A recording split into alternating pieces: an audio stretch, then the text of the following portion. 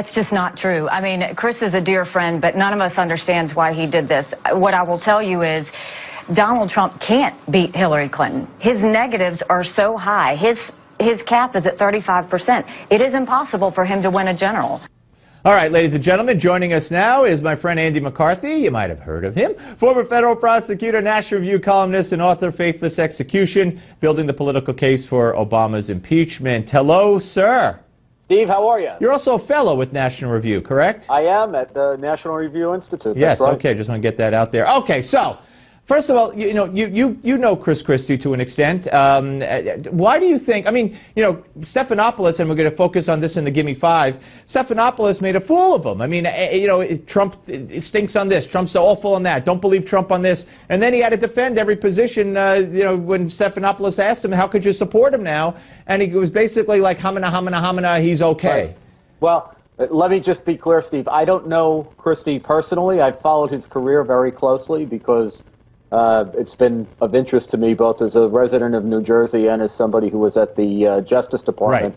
Right. So I am very familiar with his career. I don't know him personally, but I think, frankly, he made a fool of himself, and Stephanopoulos just shine a light on it, as you would expect him to do. What surprises me, to be honest, Steve, is that a lot of people are expressing disappointment at what Christie did in backing Trump, who he previously said was unqualified.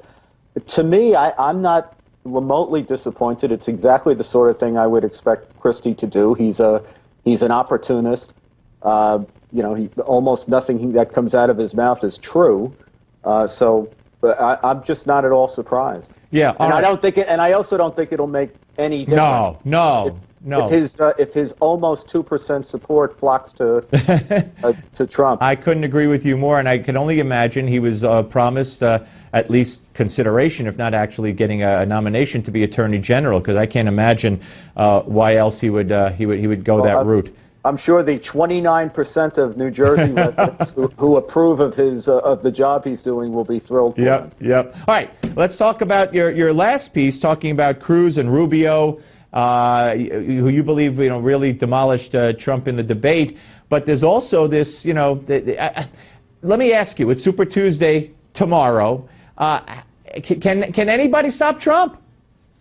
Yeah, I think so. I think Super Tuesday is a big deal, but it's not like winner-take-all states. There's still going to be, no matter how Trump does, and I don't think he's going to do as well as he thinks he's going to do, but even if he were to do that, which would be to win like 9 of 11 states, he thinks he may even have a chance to win 11 of 11. I think that's far-fetched, but it's still only going to be proportional representation. It's not until we get to the winner-take-all states where the numbers of delegates really start to pile up.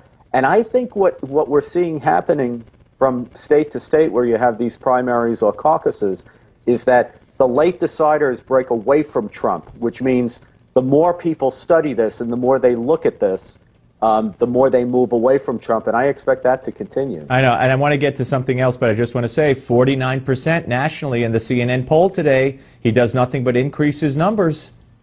Well, we'll see what happens. That's why people get to vote. It's entirely possible that because I just don't understand how on earth we could elect Trump, that I'm letting that pervade my analysis, and maybe it's not as good as it ought to be. But let's see what happens. Would you, very quick, I know I asked you this before, Trump versus Hillary, who would you vote for? If it gets down to it, I assume I'll vote for Trump. Okay. I can't see any circumstances under which I'd ever vote for Hillary Clinton. Right. I can almost say that about Trump. She seems to be the trump card in the equation, as it were. All right, Clarence Thomas, a big deal being made today because he asked a question during oral hearings, oral arguments on, I think it's a case involving Second Amendment rights as they apply to people who are convicted of domestic abuse. And he asked something to the effect of, I'm not quoting, could you name me another case where someone convicted of a misdemeanor loses their Second Amendment rights? Or maybe he said loses a constitutional right, or something to that effect. But he spoke. And usually he doesn't. They say it's the first time in 10 years. Do you think he feels the need to step up in the absence of Scalia? Well, I don't know. different judges feel differently about oral argument. Scalia, for example, was famously engaged and liked the back and forth with the lawyers. Justice Thomas has always decided the case listening to the arguments. He likes the lawyers to be able to make their arguments and read the briefs. Obviously, something moved him in this case, and I would imagine that if he wasn't going out of his way to be active but had a single question to ask, I would assume it was something about the case that either bothered him or felt that he felt that he didn't get an answer from the briefs. Right. Andy McCarthy, always great to speak to you, sir. Thank you, Steve. Take care. Give Me 5 is next, folks, and we go into Chris Christie making a fool of himself. Watch.